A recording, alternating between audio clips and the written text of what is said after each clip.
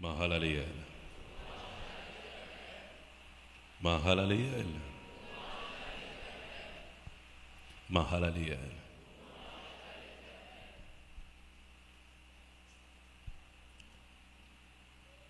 Le Seigneur n'appelle pas les qualifiés, mais il qualifie les appelés. En aucun cas, nous ne saurions être dignes de par nous-mêmes de prendre la parole dans le nom de Dieu ou proclamer ses oracles. Mais il nous a fait grâce ce matin. Et notre reconnaissance envers lui est sans borne. Nous vous prions de trouver Matthieu 6. Dans Matthieu 6, nous allons lire les versets 5 à 15. Et nous allons encore dans Matthieu lire dans le chapitre 28, le verset 19.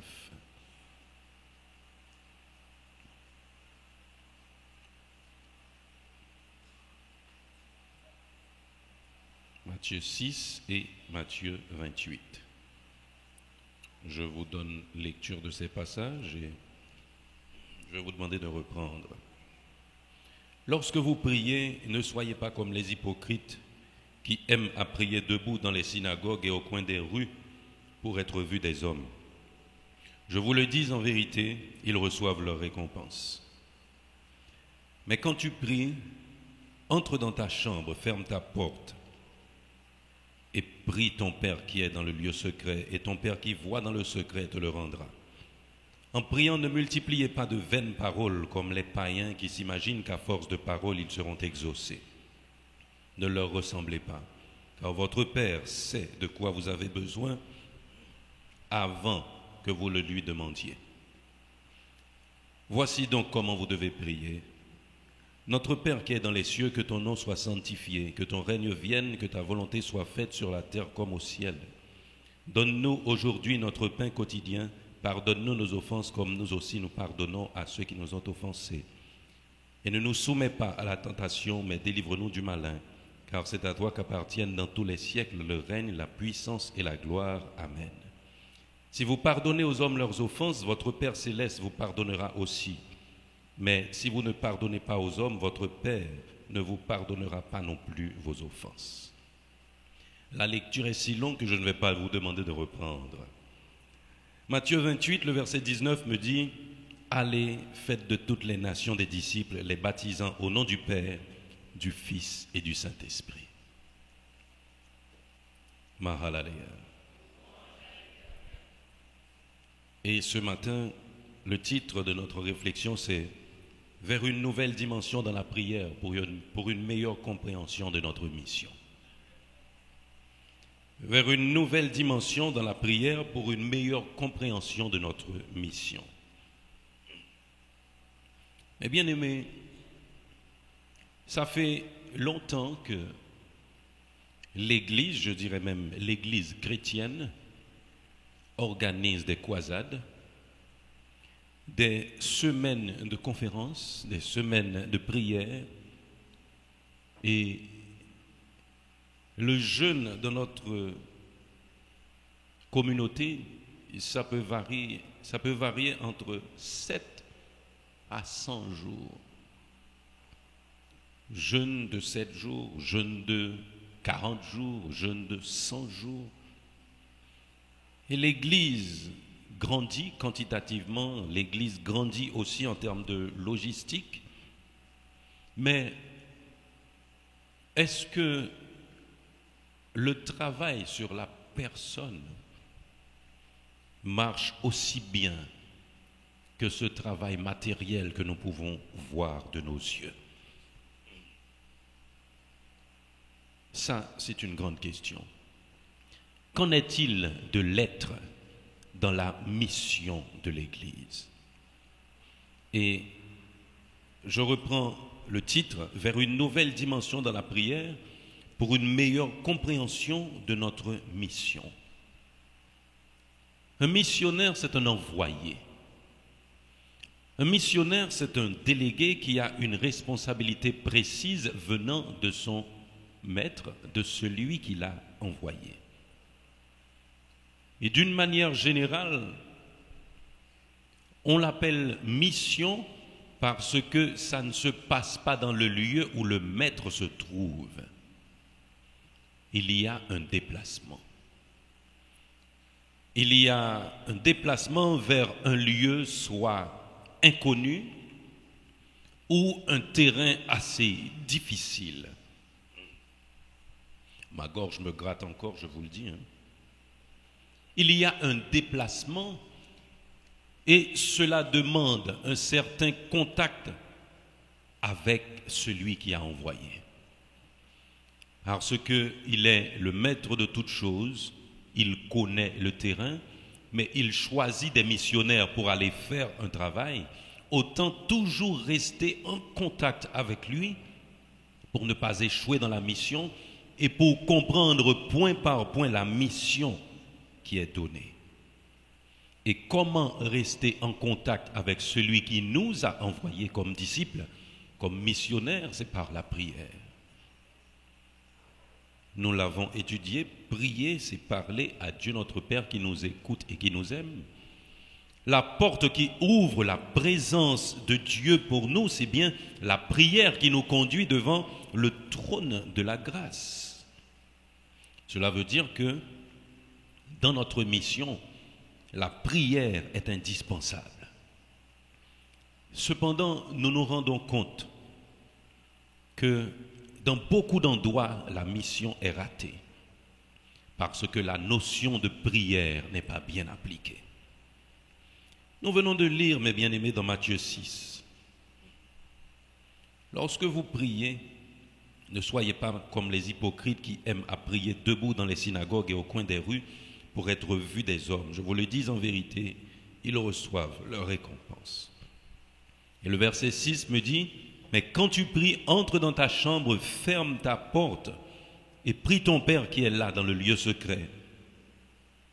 Et ton Père qui voit dans le secret te le rendra. La prière demande de la discrétion, mes bien-aimés. Alors, dans un sens précis, être dans la grande assemblée, comment être discret quand vous priez? Il est difficile. Mais cela peut arriver. Est-ce que nous n'avons pas baptisé notre moment de prière de mercredi intimité? Des fois, vous êtes là, vous parlez à Dieu, la personne tout près de vous ne sait pas ce que vous racontez à votre Père. Cela veut dire que la discrétion, c'est possible dans la prière. Nous ne parlons pas des prières communes, des requêtes spécifiques pour une institution, pour quelqu'un ou quoi que ce soit, mais nous parlons de ce culte personnel de dialogue entre nous et Dieu. Cela doit avoir de la discrétion là-dedans, mes bien-aimés. Et quand bien même il s'agirait d'une intercession, vous savez, certaines fois, la personne pour laquelle vous intercédez n'a même pas besoin de savoir que vous le faites. Parce que tout dépend de l'état d'esprit de cette personne. Là, prend le bon pointe. C'est parce qu'un tel connaît mes affaires qu'il parle comme ça. Même dans l'intercession, la discrétion est aussi nécessaire. En priant, ne multipliez pas de vaines paroles comme les païens qui s'imaginent qu'à force de paroles, ils seront exaucés. 8. Ne leur ressemblez pas, car votre Père sait de quoi vous avez besoin avant que vous le lui demandiez. La simplicité dans la prière. Pas de multiplication de mots, pas de paroles vaines. Il est de ces prières, mes bien-aimés, qui auraient pu durer 1 minute et qui font 5 minutes. De même, pour ces gens qui trouvent une belle phrase et qui passent 10 à 15 minutes à dire cette phrase, à chanter cette phrase. Et ces gens se font appeler psalmistes. Mais bien-aimés, la prière n'est pas un exercice d'éloquence. La prière, ce n'est pas un procès qu'on fait à Dieu, mais c'est simplement nous adresser à notre Père dans la simplicité. Je n'ai pas pris le temps de relever quelques prières de Jésus adressées à son Père, Mais mis à part la prière sacerdotale dans Jean 17, les prières de Jésus n'étaient constituées que de quelques phrases pour s'adresser à son Père. Quand il a dû ressusciter Lazare, il a prié de la façon la plus simple. Père, je sais déjà que tu m'exauces toujours, mais je te prie pour eux. C'était ça le fond de la prière, pas plus de phrases. À chaque fois que Jésus s'était adressé à Dieu, c'était de la façon la plus simple, sans multiplication de mots, parce qu'il sait que son Père sait tout. La simplicité, c'est quelque chose. Bien adresser sa prière aussi, c'est autre chose.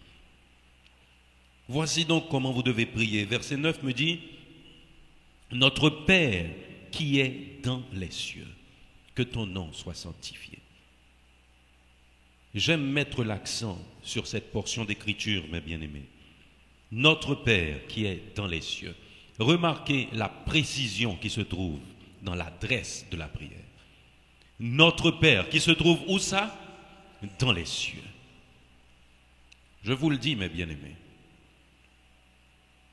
je ne me suis jamais rendu dans un péristyle pour voir un Ougan, mais je sais que les personnes qui vont voir les Ougans les appellent papa. Quand vous adressez votre prière à votre Père, vous devez préciser de quel Père vous parlez. Parce que, aussi simple que ça peut vous paraître, mes bien-aimés, il aide ses esprits éparpillés partout sur la terre, dans la mer et sous la terre. Quand vous n'adressez pas votre prière, n'importe quel mauvais esprit peut recevoir cette prière. N'est-ce pas dans Daniel que la parole nous dit que le prince du royaume de Perse avait même retenu la réponse de Dieu? Cela veut dire que ces esprits sont puissants. Mais quand vous adressez votre prière avec précision, c'est comme si vous mettiez votre requête dans une enveloppe avec un sceau que Dieu seul pouvait ouvrir. Notre Père qui est dans les cieux. L'adresse. Nous avons souvent entendu des gens donner des sobriquets à Dieu. Nénel pour l'Éternel. S'adressant à Jésus, Gégé, Papa chéri, mais bien-aimé.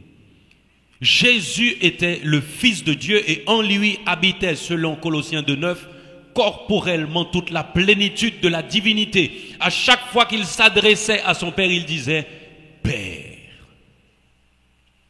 avec respect. Respect.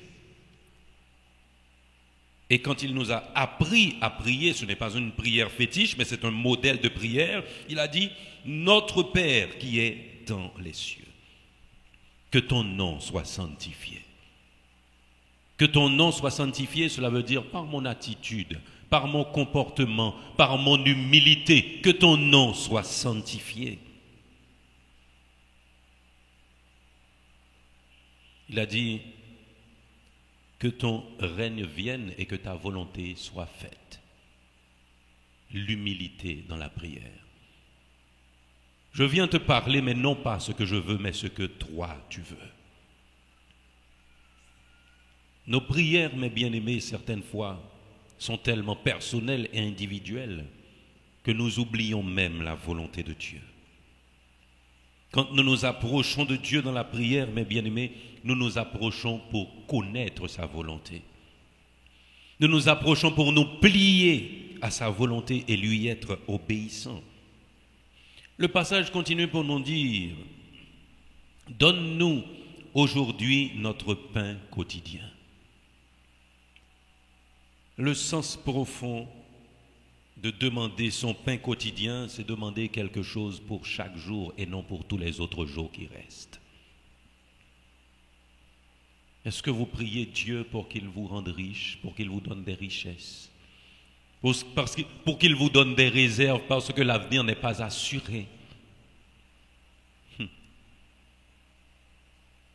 donne-nous aujourd'hui notre pain quotidien. Et le secret, mes bien-aimés, donne-nous aujourd'hui. Si nous demandons pour une semaine, pourquoi revenir auprès de Dieu tous les matins? Quand il nous donne aujourd'hui, demain matin, nous demandons pour demain encore. Et c'est là ce qui nous approche de Dieu dans une conversation journalière. David l'avait bien compris en demandant à Dieu de ne pas le laisser tomber dans la disette afin qu'il ne tourne pas la tête vers le mal, mais de ne pas lui donner trop non plus afin qu'il soit toujours attaché à son Dieu. À chaque jour suffit sa peine, mes bien-aimés. Les orientations de nos prières ont beaucoup d'importance. Pardonne-nous nos offenses comme nous aussi nous pardonnons à ceux qui nous ont offensés.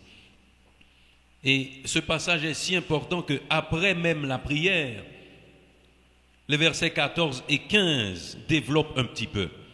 Si vous pardonnez aux hommes leurs offenses, votre Père céleste vous pardonnera aussi. Mais si vous ne pardonnez pas aux hommes, votre Père ne vous pardonnera pas non plus vos offenses. L'analyse est personnelle ce matin. Regardez à l'intérieur de votre cœur. L'expression créole me ramène plus près de ce que je veux dire. Regardez combien de monde qui dans le cœur, regardez combien de monde qui sous cœur. L'homme monde dans le cœur, c'est vraiment remède. L'homme monde dans le cœur, c'est affection, mais l'aile sous cœur, bah elle a gâté. Regardez mes bien-aimés dans votre cœur, combien de monde qui sous lit. Combien de monde chaque ton ou elle gonflé.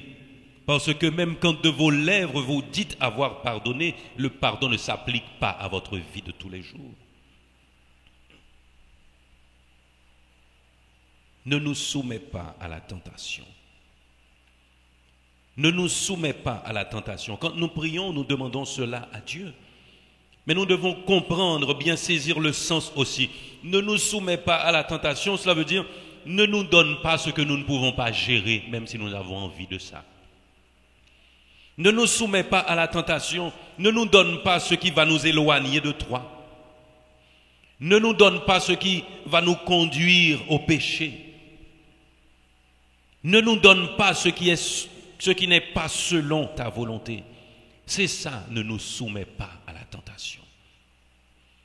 Et pourtant, si nous révisons notre liste, nous allons voir tellement de choses dont nous n'avons pas l'âge spirituel pour gérer, mes bien-aimés. Les orientations de nos prières doivent changer. Demandez à Dieu de vous faire grandir spirituellement. Et automatiquement, quand vous aurez l'âge, il vous donnera ce que vous pouvez gérer. Délivre-nous du malin. C'est là la sanctification. Le malin nous porte à faire quoi? À pécher, à nous éloigner de Dieu, à désobéir. Quand nous disons à Dieu, délivre-nous du malin, nous demandons la sanctification. Et puisqu'il existe, mes bien-aimés, autant de difficultés dans les prières, la mission aussi est comprise à gauche. Parce que quand nous sommes envoyés et que nous n'avons pas un contact parfait avec celui qui nous a envoyés, nous ne comprenons pas trop notre mission. Beaucoup de gens peuvent participer à notre rituel, mais faire des disciples, c'est différent. Faire des disciples, c'est différent. Le disciple, c'est une personne qui reçoit l'enseignement d'un maître. Le disciple, c'est une personne qui reçoit l'enseignement d'un maître. Le disciple, c'est une personne qui adhère à la doctrine d'un maître. Ce n'est pas un simple adepte ou même un simple chrétien de nom. Mais un disciple, c'est quelqu'un qui ressemble à son maître. Le disciple, c'est quelqu'un qui agit comme son maître aurait agi devant quelle que soit la circonstance. Le disciple, n'est pas disciple seulement dans le temple, mais le disciple est disciple partout où il passe. Et c'est la raison pour laquelle Matthieu 28 nous dit « Allez, faites de toutes les nations des disciples ». Il ne nous suffit pas de rester là à l'église et inviter des gens à venir, mais nous devons faire des disciples là où nous les trouvons. Et comment le faire? Nous devons être des disciples partout où nous sommes. Si c'est là que quelqu'un doit reconnaître que nous sommes disciples, nous ne sommes pas encore disciples. Faites l'expérience, mes bien-aimés. Il y a des gens, quand vous les rencontrez dans d'autres sphères, sous d'autres cieux, vous ne les reconnaissez pas. Mais à l'église, vous voyez le disciple. À l'église, vous voyez le disciple. Parce que ce disciple a sa Bible, il a son livre de chant, et sur la cour de l'église, ce disciple parle comme il se doit et agit comme il se doit.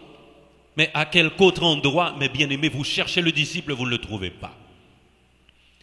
Pour pouvoir aller et faire des disciples, il vous faut à quelques endroits que vous soyez être un disciple, être un modèle. Il y en a, mes bien-aimés, qui vivent d'une façon en Haïti parce qu'ils sont connus dans leur pays, mais arrivés à l'autre bout du monde, on ne les reconnaît pas. À titre de rappel, mes bien-aimés, les yeux de Dieu vous voient même sous la terre. Si vous avez la crainte de Dieu, vous serez un disciple. Et vous comprendrez que votre mission est partout où vous passez. Le vrai disciple est disciple partout. Et le vrai disciple aussi est celui qui obéit. Jean 15, 14. Vous êtes mes amis si vous faites ce que je vous commande. 1 Jean 3, 18. N'aimons point en parole et avec la langue, mais en action et avec vérité. À cela, on reconnaîtra que vous êtes disciples, mes bien-aimés. Mais à force de ne pas avoir ce contact par la prière avec Dieu, notre mission est mal comprise. J'aime relater ce passage que je trouve dans Luc au chapitre 10. Je lis les versets 17 à 20. Les 70 revinrent avec joie disant « Seigneur, les démons même nous sont soumis en ton nom. » Jésus leur dit, je voyais Satan tomber du ciel comme un éclair. Voici, je vous ai donné le pouvoir de marcher sur les serpents, sur les scorpions et sur toute la puissance de l'ennemi, et rien ne pourra vous nuire. Cependant, ne vous réjouissez pas que les esprits vous sont soumis, mais réjouissez-vous de ce que vos noms sont écrits dans les cieux. Vous savez ce qui nous est arrivé dans notre mission, mes bien-aimés? Nous nous sommes mieux intéressés aux moyens mis à notre disposition pour cette mission qu'au fond de la mission. C'est ce qui est arrivé aussi aux disciples.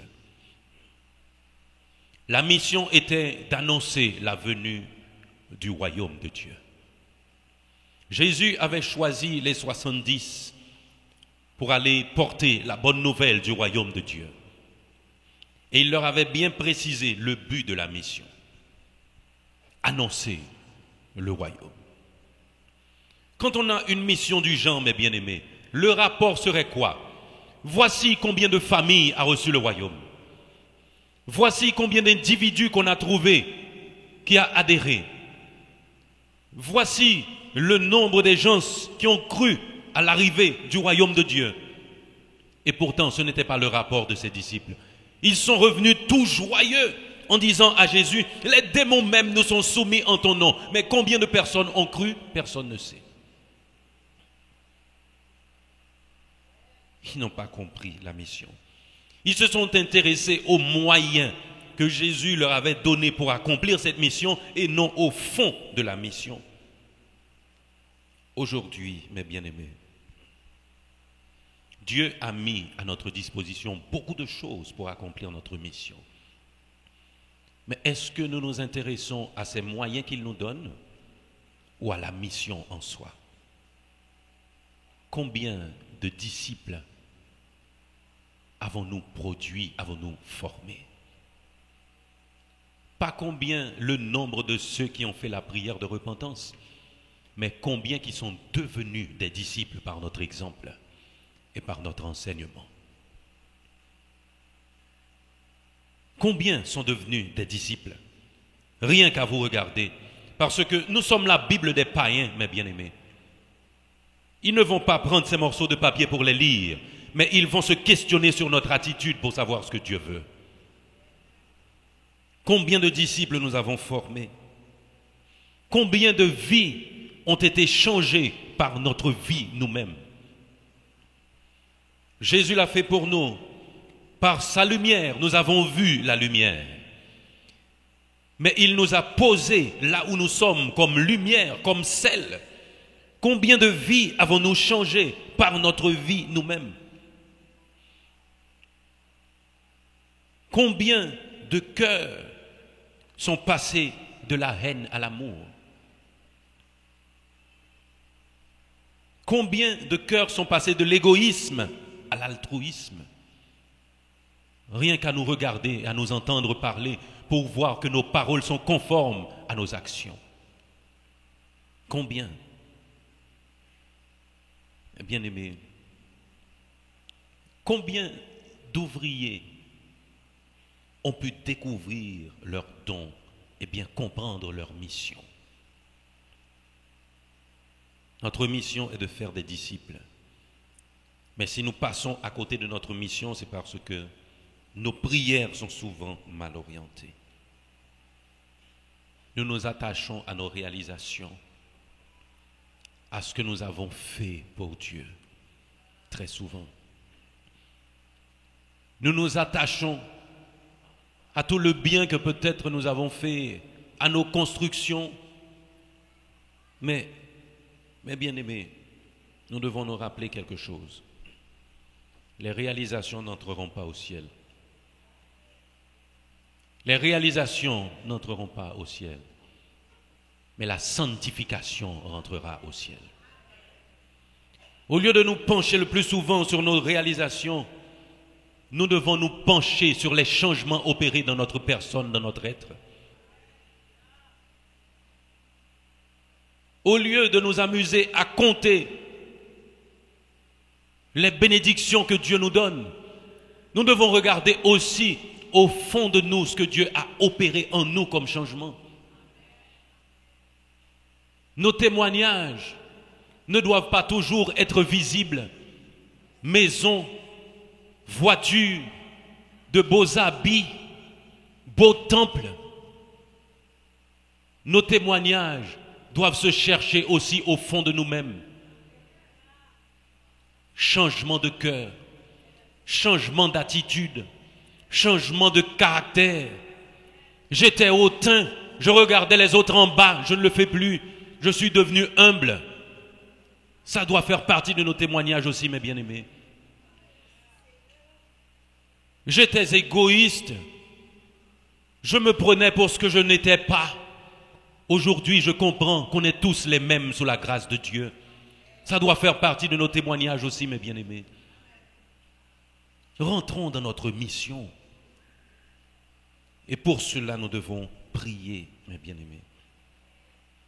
Et c'est dans la prière que nous arriverons à découvrir notre mission. Et quand nous parlons de mission, je finirai en vous disant que Dieu nous a appelés à une mission d'ordre général. Allez, faites de toutes les nations des disciples, les baptisant au nom du Père, du Fils et du Saint-Esprit. Mais à chaque enfant de Dieu, il a attribué aussi une mission spécifique. Et c'est la raison pour laquelle il nous a donné des dons. Il nous a fait des dons. Il nous a donné des talents. Dans la prière, mes bien-aimés, dans la consécration et dans la recherche de sanctification, nous devons apprendre à découvrir quels dons nous avons pour connaître notre mission spécifique pour Dieu.